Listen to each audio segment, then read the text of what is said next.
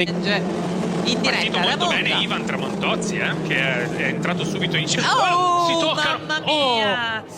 Un contatto con... Oh no, high speed off for Butcher and rolled over. Hopefully no one else hits it. One was not okay. Sarah Moore loses it first of all. No grip at this stage. And I warn you, this is nasty.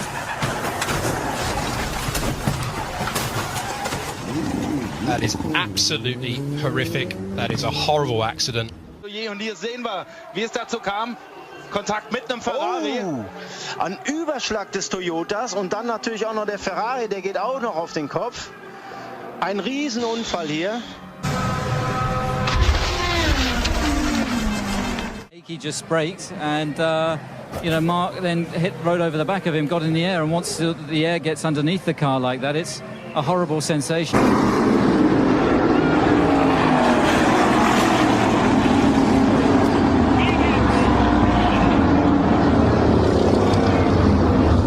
Dylan McAvoy.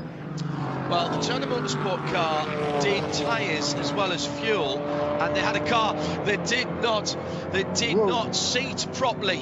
Aston Martin coming through turn 12. The Aston Martin clipped the inside curb, which bounced him into the Turner car. Turner had given. Nice start, Grimes into the good start on the outside.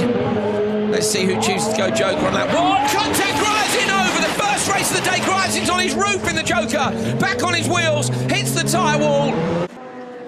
Qui a perdu. Et non, contact, oh, ça a tapé fort, très fort. Terminé pour la voiture, je peux vous l'assurer. Ah oui. Terminé.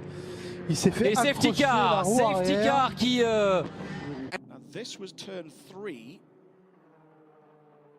Aurelien Comte, Martin Rieber, and Urrutia, and that's one of the Beckmans. That's Jessica.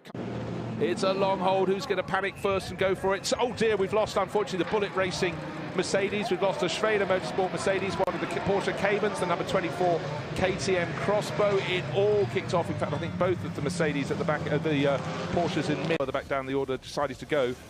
Well, Alex Lamberts came across the track. The Schrader Motorsport, Jan Reinig driven car, Mercedes given a clonk there. Let's take another look. Yeah, it's straight across the track, and the orange and black Mercedes just obscured, then bounced off the pit wall, came back across, hit the Porsche Cayman. The KTM was given a blow. The Aston Martin tried to guess which way to go. The Boris Automotive BMW on the right-hand side. And there's no question about it right now that this track is almost undrivable. Wetro drives, the 52 Lotus goes up there. Robert Ross just managed. Now this is down at Knickerbrook. That's the number 8 Selena. The 9 is coming down in towards it. Oh my God, that is a massive shut between the number 9 and the number 8 Selena. Two cars, the teammate cars in the same stable, and they have made a serious contact. That is the Viper, I think, just up there. Steve Watson, number 38. The Marshal needs to be getting out of the way. And oh my God. Wow, we just hope that he's managed to be okay. And we see the Ferrari spinning off there, and he has gotten up. The Lister just getting through on its wet tires. See Mike Newton there, I think it was just running off from the number 9 car. The 55 TVR hits the Ferrari and the Celine and the Viper. Simon pulling in that car. Well, and this is Shane Lynch. Now he's going up just before the previous chicane, before we get to Hilltop, coming out of Fulston. Now we're back down here at Knickerbrook, and the TVR, the Marco, going off. The number 19 car also going off where Shane Lynch did. We can see the 57 car there, Steve O'Rourke. And this is a terrible situation. Look at that, Julian. That's Mike Newton just there to the right, looking at the damage. Now he actually owns both of those Selines that are sat there in the middle of the track. So thankfully he's okay, but boy is he going to be feeling upset about the damage to those two very, very expensive racing cars. Now the news we have from all the drivers are okay. Stephen Watson is out of that car. Mike Newton's out of the car. Simon Pullen is out of the car. The 79 Porsche going off with Julian. This is just unbelievable. Red flags are out. They're calling a halt to this, not a moment too soon. Well, we can see that he's just stranded there. You can see him just trying to move that car, number 8 car, out of the way at the last minute, but he can't. Stalls it, and wow, this was a hell of an impact. Oh boy, they were both very, very fortunate. But completely passengers. There's absolutely nothing they could do about that. We're on board now with Mike Newton in the number 9 car. You can just listen. You can hear the revs just spin up. There's no grip at all, and he's just a complete passenger. Wow, he just saw that yellow flag there on the outside, but you couldn't couldn't see that or the car down in the distance, could you? Well, I tell you, I've had that happen to me before. There's nothing you can do about it. Once you've lost control like that, the inertia just takes you wherever you're going. But here's the escape. I've never seen anything like this. This guy is very, very lucky. Yeah, he's oblivious that the car's coming up behind him. He's been told to get out of the way. Amazing how he just managed to flip over the back of that car. I can't believe it. Oh, and I tell you what, I think because of the damage to the back end of the Viper, it was up in the air, and he managed to almost slide underneath it. That was an unbelievable escape. In these situations, you're much safer actually staying in the car and trying to get. Now we're on board with the Ferrari. Wow, what an impact! Oh, golly, that was huge. Here we see it again from outside. And that was on board with the Ferrari that was stationary when it got hit by the 55 TBR there, which was coming down from Hilltop. Like all the major damage here has been caused from the top end of that hill. And look at this. I mean, we're talking thousands. Past the new start-finish line, which isn't always this big. And an enormous accident at the back. Car launched meters and meters into the air, and it looks like another driver who tangled with Ben Barlacote.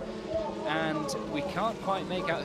Racing, Frost to the left-hand side again. He was looking to see where Harpert was, wasn't he? Oh, there's contact between the top two, and Frost and Hughes are both in on the front of the grid. And from the second row, it's David Bowen getting alongside Lucas back there, and there is some contact further back. There's two of them into the barriers on the left-hand side of the circuit. 2 places already on the opening lap. Lewis Barker. Oh, he's off on the grass there. That's the 300 car that's spinning around.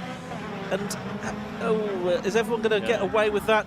No, not. His car is stricken now on the outside of Richie's corner. There's also a spin separating the top 3 at the end of the championship season. Contact there, and that, I'm afraid, is 2 cars coming together. Barrington Darcy gets into the side of. Yeah, that's a lot of grass runoff there.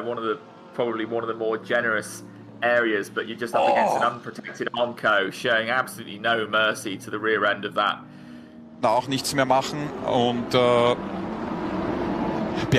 versucht dann gerade rauszubeschleunigen, dass er viel Traktion hat, springt über das Rad fair und hält sich an die Richtlinien, möchte nur den Undercut machen, aber dort ist halt einer, oder relativ einfach das zu sagen, ja, da sieht man es eindeutig, der hat es hinten nicht im Kopf und so.